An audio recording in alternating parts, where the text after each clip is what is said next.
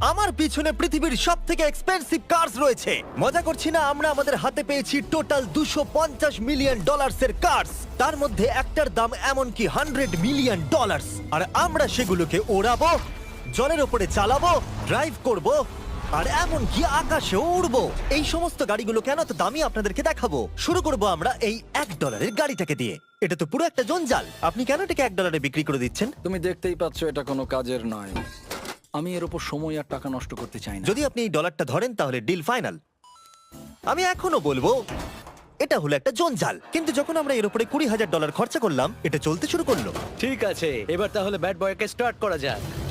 ও, আমি তো ভাবিনি এটা স্টার্ট হবে। এই গাড়িটা চলছে কিভাবে? কত ধোঁয়া বেরোচ্ছে, এটা তো পাগলামি।